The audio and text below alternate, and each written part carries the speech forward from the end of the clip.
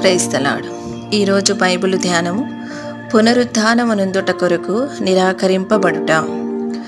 మన యేసు ప్రభువు ఈ యవనిలో జీవించినప్పుడు నిరాకరింపబడు మార్గము అనునది ఆయన జననమందు ఆరంభమై ఆయన మరణము వరకు కొనసాగిను. ఆయన తన స్వకీయుల యొద్దకు వచ్చెను, ఆయన స్వకీయులు ఆయనను అంగీకరింపలేదు. యోహాను సువార్త 1వ అధ్యాయము 11వ వచనము. అతడు తృణీకరింపబడిన వాడును, మనుషుల వలన విసర్జింపబడిన వాడును ఆయను. యెషయా గ్రంథము 53వ అధ్యాయము 3వ వచనము.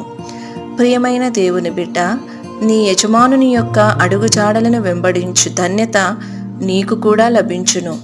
నిరాకరణను నీవు సరియైన ఆత్మతో ఆనందించుచు పాడుచు క్రీస్తు యొక్క ఆత్మతో తీసుకొనవచ్చును.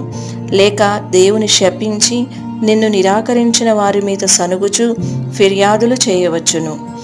నిరాకరింపబడినట్లు తోచగానే తరచుగా దేవుని పిల్లలు ఎంతో శోకించుచు ఫిర్యాదులు చేయుచు స్వయసానుభూతిని కనబరుచుచు తమ క్లేశములను గూర్చి ఇతరులను నిందించుచుందురు. ఇటువంటి వారు చివరిగా ప్రభువు యొక్క రాకడలో నిరాకరింపబడుదురు.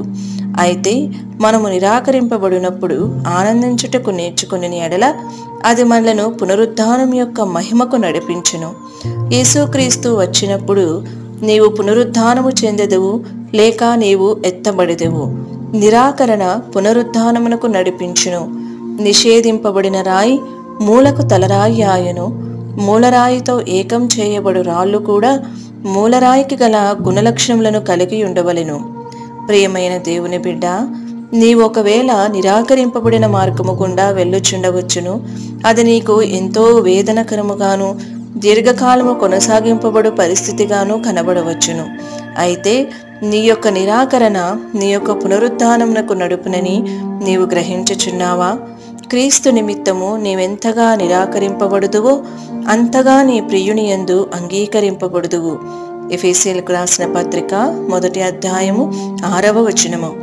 మరియు నీవు మహిమలోనికి ఎత్తబడు ఆ దినము నిశ్చయముగా దూరములో లేదు. శత్రువులు నిన్ను ద్వేషించి నిందించి దూషింపవచ్చును, మరియు నీ స్నేహితులు నమ్మకము లేని వారని రుజువు చేయబడుదురు. అయినను క్షమించుటయందు అలసిపోకుము. నీ హృదయము ప్రేమను మాత్రమే ఎరిగియుండనిమ్ము.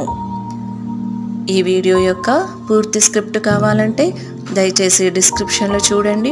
ఈ వీడియో ఆంగ్లము మరియు హిందీ భాషలలో కావాలంటే ఛానల్ను సబ్స్క్రైబ్ చేయండి మరియు వీడియోలను క్రమంగా అనుసరించండి. Praise the lord.